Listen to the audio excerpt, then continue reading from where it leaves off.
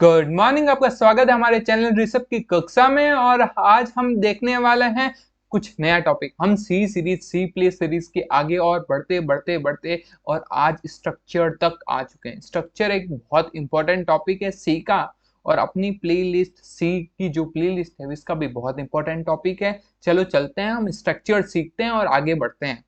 तो what is a structure? A structure is a keyword that that create user defined data type in C and C++। क्या अपन ने देखा? Pre defined data type तो हमने बहुत सारे देखे, जैसे एंड, फ्लोट, ये सारे pre defined data type, long, double, जितने भी है। तो a structure creates a data type that can be used to group items of possibly different types into a single type। मतलब एक एक अपन यूजर डिफाइंड डाटा टाइप बनाएंगे जिसमें एक डाटा टाइप में हम अलग अलग कोई इंटीजर, जैसे अपन ने एक डाटा टाइप बनाया दिया जिसमें अपन स्टूडेंट का नाम भी स्टोर कर रहे हैं और स्टूडेंट के मार्क्स भी स्टोर कर रहे हैं, स्टूडेंट के नंबर भी स्टोर कर रहे हैं, और मतलब जैसे फ्लोट, कैरेक्टर और इंट टाइप के एक साथ एक ही इन सारे डाटा टाइप को मिक्स कर एक डाटा टाइप बना दिया हमें स्ट्रक्चर, मतलब स्ट्रक्चर की यूज कर। तो उस डाटा टाइप को कहते हैं स्ट्रक्चर। ठीक है। How to create structure? भाई स्ट्रक्चर कैसे क्रिएट होता है ये तो हमें पता होना चाहिए। देख, स्ट्रक्चर बनाने के लिए एक वर्ड होता है स्ट्रक्ट। जैसे हम इंट यूज करते हैं, इंट नाम का वेरिएबल बनाते हैं, तो इंट यूज करते हैं। इंट फ्लोट नाम का वेरिएबल बनाते हैं। कैरेक्टर के लिए एक कैरेक्टर वेरिएबल बनाने के लिए कैरेक्टर वर्ड होता है। जैसे स्ट्रक्ट कीवर्ड होता है जो इसका यूज कर हम एक स्ट्रक्चर बनाते हैं। तो स्ट्रक्चर, जैसे स्ट्रक्ट कीवर्ड का यूज किया, एड्रेस नाम का इसने एक स्ट्रक्चर बनाया। पैरेंथेसिस में नहीं, कर्ली ब्रैकेट्स में इन्होंने चार टाइप्स के, जैसे एक नाम भी स्टोर कर दिया, स्ट्रीट मतलब गली भी स्टोर कर दी, सिटी भी स्टोर कर दी और स्टेट भी स्टोर कर दिया, और इंट पिन भी स्टोर कर दिया। मतलब इतनी सारी चीजें एक ही डाटा टाइप में स्टोर हो जाती है और उससे हम खुद क्रिएट करते हैं, इसलिए उसे कहते हैं यूजर डिफाइंड डाटा टाइप। हाँ, डाटा टाइप दो टाइप के होते हैं यूजर डिफाइंड सी में, तो यूनियन और स्ट्रक्चर। पहले हम स्ट्रक्चर देखते हैं फिर यूनियन देखेंगे। तो अब how to declare structure variable. अब डिक्लेयर कैसे करें स्ट्रक्चर? हाँ, हमने मान लिया भाई, हमने एक डाटा टाइप बना दिया और यूजर डिफाइंड डाटा टाइप बना दिया जिसमें हमने ये वैल्यू डाली, पर अब उसे डिक्लेयर कैसे करें? तो अपन पूरा लिखेंगे क्या? नहीं भाई। तो a structure variable can either be declare with structure declarations और as a separate declaration like the basic type. तो अपन क्या करेंगे? देखो, ये हमने एक स्ट्रक्ट सब्जेक्ट नाम का एक मतलब हमने एक डाटा स्ट्रक्चर बनाया जिसमें इंट की एक्स और वाई की वैल्यू को हमने एक मतलब एक्स और वाई की वैल्यू को एक स्ट्रक्चर में डाला। तो अपन अब कैसे कॉल करें भाई इस P1 को? कैसे कॉल करें जिससे हम एक्स की वाई की वैल्यू प्रिंट भी करा सकते हैं और स्कैन भी करा सकते हैं? उसके लिए क्या करेंगे हम? देखो, ये कर्ली ब्रेसेस खत्म होते ही हम एक P1 लिखकर सेमीकोलन लगा दे। तो ये P1 है ना, ये वेरिएबल है। अगर आपको यहाँ पर थोड़ा बहुत समझना पड़ेगा और 90% आपको समझ में आएगा, एक आईडीई में जाकर हम VS कोड में इसको टाइप कर कोड कर फिर आप कंपाइल कर बताएंगे तो आपको एकदम फर्स्ट क्लास समझ में आने वाला है। तो अब variable declaration like the basic data type. देखो, स्ट्रक्चर इतने हमने ये डिक्लेयर कर दिया, ये सेकंड मेथड है। अपन कैसे वेरिएबल बना सकते हैं स्ट्रक्चर का एक, या स्ट्रक्चर मतलब कैसे हम बना सकते हैं जिससे हम किसी भी वैल्यू को कॉल हम जो स्ट्रक्चर के अंदर जो डाटा टाइप्स है उसे कॉल कर सके, उसको प्रिंट कर सके या उसको स्कैन कर सके। तो देखो, हम इंट मैन हमने क्या क्या, स्ट्रक्ट सब्जेक्ट है, स्ट्रक्ट सब्जेक्ट के आगे P1 लगा दिया, तो ये भी एक वेरिएबल बन गया। और वेरिएबल इसका बना स्ट्रक्ट सब्जेक्ट का, पर ये जब ये डाटा टाइप बन जाएगा P1, ये मतलब ये P1 मतलब P1 एक चीज है, ये P1 है लेबल। मानो ये P1 लेबल है स्ट्रक्चर का, ठीक है। और ये P1 को कॉल करना मतलब P1 स्ट्रक्चर है पूरा, मतलब ये पूरे को, जैसे ऋषभ और इसकी बॉडी है, और जैसे जैसे जैसे राम भवन कहते हैं, तो राम भवन में सारे जो रूम है वगैरह है, तो वो एक राम भवन में आते हैं ना, तो ये P1 के अंदर ये पूरा स्ट्रक्चर आता है, स्ट्रक्चर सब्जेक्ट पूरा का पूरा अंदर आ रहा है। तो अपन इस ऐसे भी डिक्लेयर कर सकते हैं, जैसे हमने इसमें देखा कि P1 ऐसे भी डिक्लेयर कर सकते हैं और अलग से मेन फंक्शन में भी डिक्लेयर कर सकते हैं। तो चलो आगे जाए, हाउ टू इनिलाइज स्ट्रक्चर मेंबर। अब कैसे स्ट्रक्चर में मेंबर को इनिलाइज, भाई स्ट्रक्चर एक डाटा टाइप है, स्ट्रक्चर एक डाटा टाइप है जिसमें खाली डाटा टाइप ही, मतलब स्ट्रक्चर एक, हम कहते हैं ना स्ट्रक्चर क्या होता है, मैंने बताया था आपको, बहुत सारे डाटा टाइप को मिक्स कर कर, मतलब एक डाटा टाइप को कॉल करें और उसके अंदर सारे डाटा टाइप हो, इंटीजर, फ्लोट, कैरेक्टर, और उसके अंदर स्टोर हो। पर अपन स्ट्रक्चर को एक है ना फंक्शन की तरह यूज नहीं कर सकते हैं। फंक्शन अलग होता है, स्ट्रक्चर अलग होता है। स्ट्रक्चर होता है जिसमें डाटा स्टोर किया जाता है, ठीक है। तो आप समझ गए कि आप ऐसे नहीं कर सकते X plus Y is equal to, ये प्रिंट एफ करा दिया, स्कैन एफ करा दिया या इनिलाइजेशन कर दिया, हम अलग से करेंगे। तो अब देखते हैं आगे कैसे कर सकते हैं।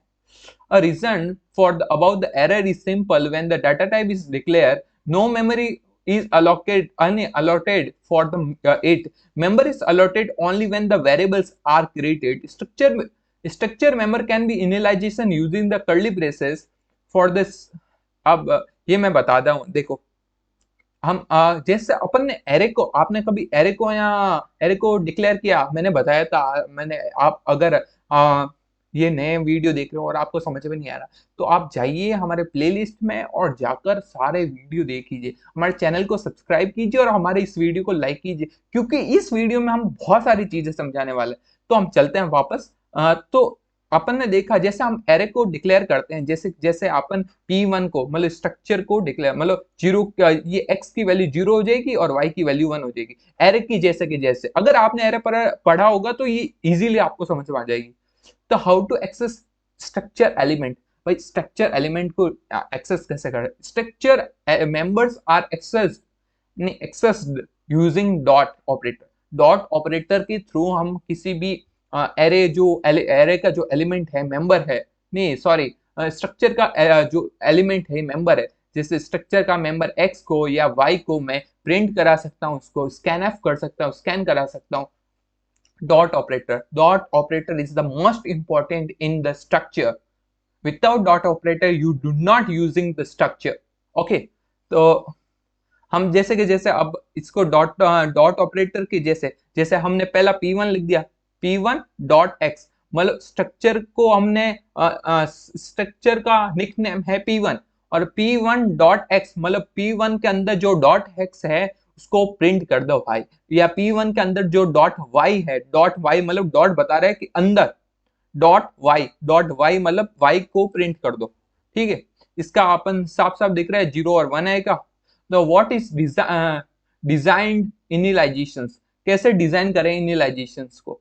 तो देखो हमने क्या सिंपल सा स्ट्रक्चर बनाया, वही है स्ट्रक्चर पॉइंट नाम का स्ट्रक्चर बनाया, और उसके बाद हमने क्या किया कि स्ट्रक्चर को हमने इनिलाइजेशन किया। हम अब ऐसे भी बना सकते हैं, जैसे स्ट्रक्चर अपन करते हैं ना, अपन मेन फंक्शन में किसी भी स्ट्रक्चर के एलिमेंट या मेंबर में हम वैल्यू असाइन कर सकते हैं, ऐसा कुछ नहीं है, बस हम स्ट्रक्चर के अंदर वैल्यू असाइन नहीं कर सकते, ठीक है। तो हम मेन फंक्शन में किया, देखो हमने ऐसे हम वैल्यू असाइन कर सकते हैं, ऐसे कर सकते हैं, ठीक है, और सिंपली नॉर्मल भी कर सकते हैं। और देखो डॉट ऑपरेटर, जैसे अब P1 तो ध्यान पड़ गया कि हाँ P1 है is equal to dot y is equal to 0, मतलब डॉट जो P1 का अंदर का एलिमेंट है डॉट वाई, इसके अंदर 0 वैल्यू असाइन कर दो, डॉट जेड के अंदर 1 कर दो, डॉट एक्स के अंदर 2 वैल्यू असाइन कर दो, ठीक है। और ऐसे हम कर सकते हैं, और उसके बाद हमने प्रिंट करा दिया जैसे मैंने बताया आपको, ठीक है।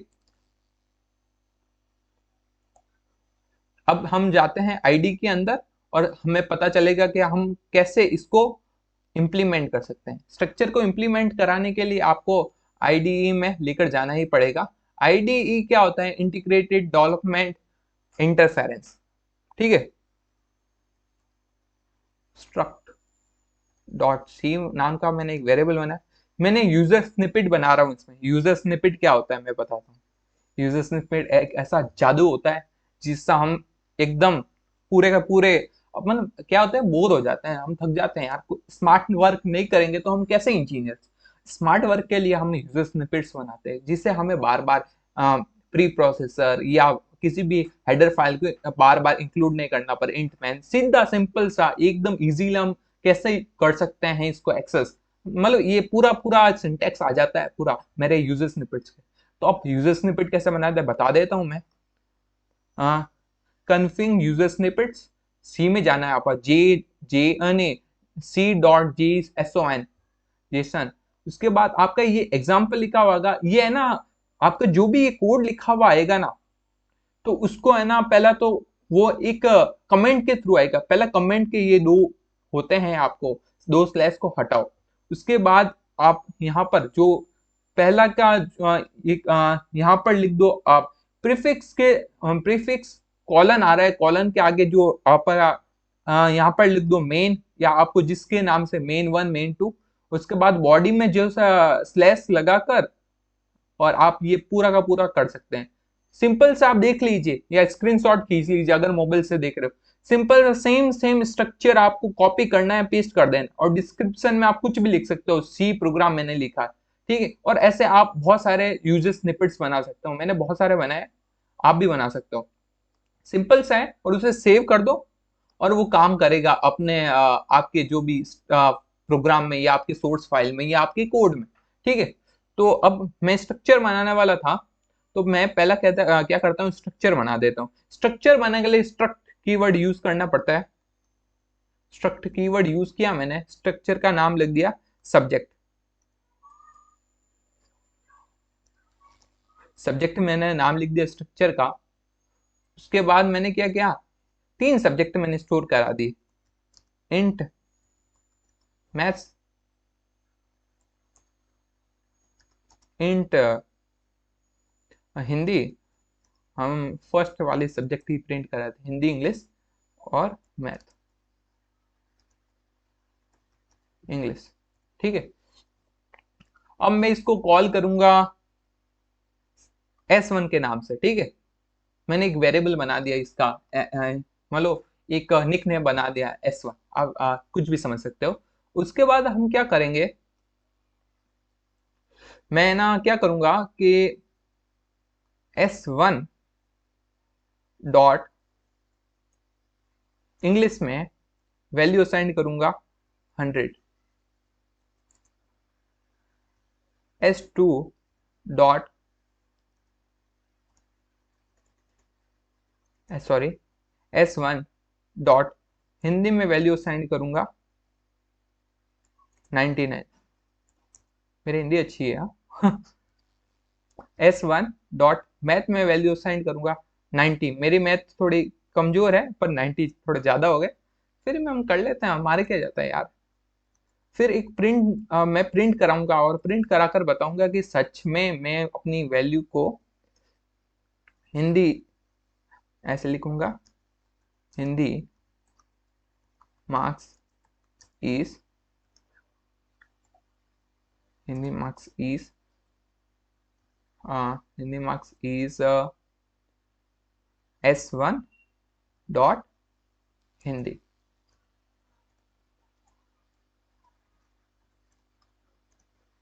उसके बाद देखूंगा इंग्लिश मार्क्स इज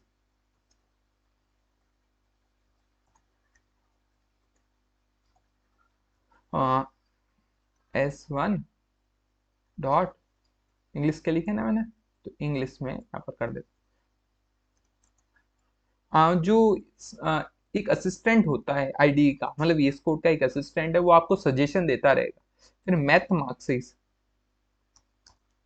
तो वो आपको सजेशन देता रहेगा कि आप, तो आप इस सजेशन से बहुत इजीली, जैसे मेरे को सजेशन दे रहा है, मैं S1 डॉट लिखता हूँ कि S1 डॉट में हिंदी इंग्लिश मैथ है, आपको क्या चूज करनी है, तो मैंने मैथ चूज कर लिया। अब भाई मैंने ये नाम नंबर लिखे हैं, मतलब ये असाइन करा है ये वैल्यू, अब मेरे प्रिंट होने ही चाहिए। तो देखो हिंदी के मार्क्स आ गए 99, इंग्लिश के मार्क्स आ गए 100, मैथ्स के मार्क्स आ गए 90।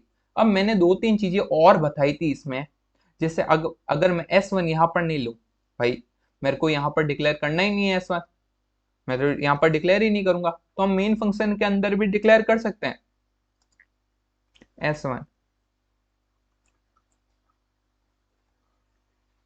हम मेन फंक्शन के अंदर भी डिक्लेयर कर सकते हैं। अब मैंने ये किया, कोई एरर नहीं है भाई, मैं ये वापस करूंगा, वापस भी ये वैल्यू आ रही है, दिख रही है आपको? मेरे हिसाब से दिख रही है। आप लैपटॉप यूज कर रहे हो तो इजीली दिख रही है, क्योंकि मोबाइल की स्क्रीन छोटी होती है। मैंने खुद ने महसूस किया कि मोबाइल की स्क्रीन में इतना नहीं दिखता। कोडिंग करने का मजा मोबाइल में नहीं आता यार। लैपटॉप ले लो, कैसा भी ले लो, लैपटॉप सारे लैपटॉप में चल जाता है। अपन को चलाना क्या है, छोटे मोटे प्रोग्राम। तो देखा, मैं बता देता हूँ, ऐसे भी हो जाता है। अब हमारा हो गया प्रोग्राम कंप्लीट। अगर आपको यूनियन आगे देखना है तो हमारे सीरीज को, हमारे चैनल को सब्सक्राइब कीजिए। और बहुत सारे टॉपिक हमने पढ़ा है अपने सी प्रोग्राम में। वीएस कोड डाउनलोड करते हैं, वीएस कोड में एरर्स आते हैं जो बताते हैं, और बहुत सारे हमने टेक रिलेटेड जो वीडियोस थे हमने बनाए हैं। अगर आपको हमारा वीडियो अच्छा लगा हो तो हमारे वीडियो को लाइक कीजिए, हमारे चैनल को सब्सक्राइब कीजिए और बने रहिए ऋषभ की कक्षा के साथ। जय हिंद, जय भारत, और सही में बने रहिए।